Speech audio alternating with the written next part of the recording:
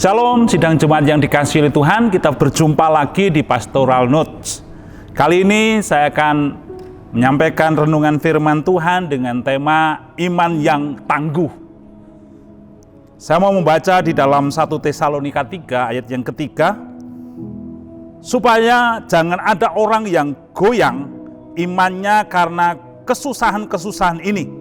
Kamu sendiri tahu bahwa kita ditentukan untuk itu.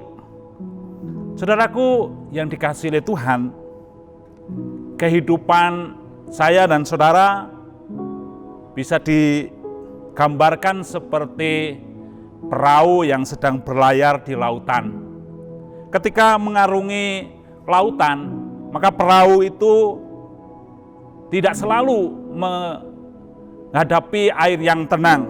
Kadangkala diperhadapkan dengan badai, gelombang, dan tentunya ada tantangan-tantangan yang lain yang dihadapi oleh nelayan ketika berlayar di lautan.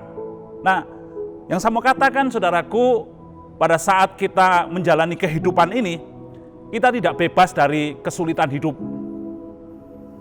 Ada pergumulan dan ada tantangan yang terus ada di sekitar kita, dan itu semua saya percaya seizin Tuhan.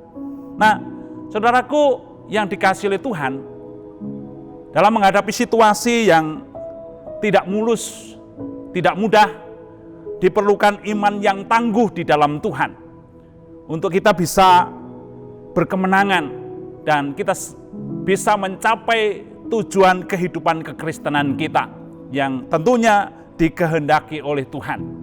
Nah, saudaraku yang dikasihi oleh Tuhan, pertanyaannya adalah bagaimana kita bisa memiliki iman yang tetap tangguh dalam menghadapi situasi yang tidak mudah? Atau dengan kata lain, iman seperti apa yang harus kita miliki dalam menghadapi situasi yang tidak mudah? Yang pertama adalah iman yang tangguh berarti kita memiliki ketekunan dalam menjalani kehidupan kekristenan ini. Firman Tuhan yang terdapat di dalam Kolose 1 ayat 23 mengatakan, sebab itu kamu harus bertekun dalam iman, tetap teguh dan tidak bergoncang, dan jangan mau digeser dari pengharapan Injil yang telah kamu dengar, yang telah kamu kabarkan di seluruh alam di bawah langit ini, dan yang aku ini, Paulus, telah menjadi pelayannya. Saudaraku, tekun berarti terus beriman, tidak mengandalkan pikiran dan kekuatan kita sendiri, dan juga tidak mengandalkan orang lain, melainkan hanya sungguh-sungguh percaya kepada Tuhan dan selalu beriman akan apa yang belum dapat kita lihat dan menaruh pengharapan hanya kepada Tuhan kita Yesus Kristus.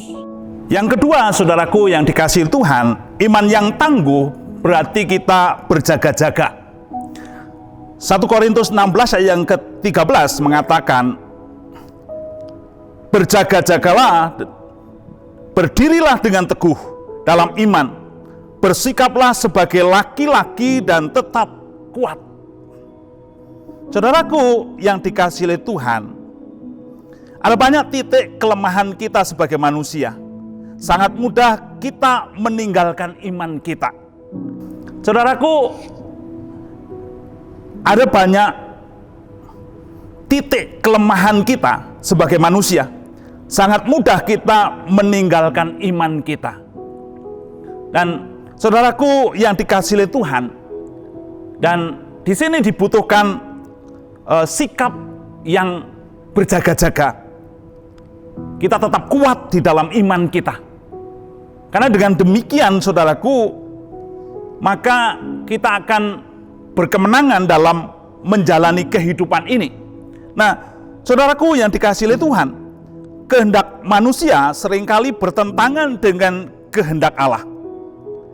Siasat iblis dengan mudah mempengaruhi cara berbicara dan cara berpikir dan tindakan kita.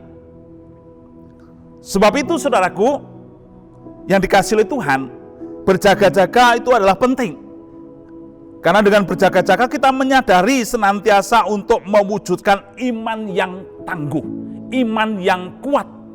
Karena dengan sikap itulah kita akan menjadi pemenang kehidupan. Yang ketiga, saudaraku, iman yang teguh ditandai dengan sebuah perjuangan. Di dalam 1 Timotius 1 ayat yang ke-18, tugas ini kuberikan kepadamu, Timotius anakku, sesuai dengan apa yang telah dinubuatkan tentang dirimu, supaya dikuatkan oleh nubuat itu engkau memperjuangkan perjuangan yang baik dengan iman dan hati nurani yang murni. Iman dapat berubah-ubah, saudaraku. Kadang-kadang iman menjadi kuat, tetapi seringkali iman kita menjadi lemah tatkala ada tekanan di dalam kehidupan kita, ada persoalan, ada pergumulan dalam kehidupan kita. Maka dibutuhkan sebuah perjuangan. Yang menjadi pertanyaan adalah perjuangan seperti apa? Yaitu berjuang untuk selalu kita percaya kepada Tuhan Yesus Kristus. Sekalipun kita diperhadapkan kesulitan, sekalipun ada tantangan, mungkin sakit, penyakit, kekurangan, masalah-masalah dalam keluarga, usaha, kita tetap terus berjuang. Berjuang untuk apa? Berjuang untuk mempercayai bahwa Kristus adalah juru selamat kita. Kristus adalah yang sudah mengampuni segala dosa kita. Dan kita percaya bahwa Kristus bukan hanya menyelamatkan saya dan saudara. Kristus bukan hanya mengampuni segala dosa dan pelanggaran kita. Kita percaya bahwa Dia juga sanggup menolong dan memberikan jalan keluar yang terbaik ketika kita diperhadapkan dengan persoalan-persoalan hidup ini. Dengan kita berjuang, menunjukkan kepada dunia ini bahwa kita adalah orang yang memiliki iman yang teguh di dalam Kristus.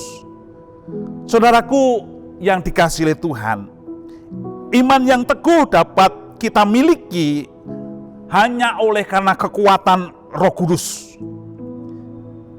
yang memberi kemampuan kepada kita untuk bertekun di dalam iman, berjaga-jaga senantiasa, dan terus berjuang untuk mendapatkan iman yang teguh.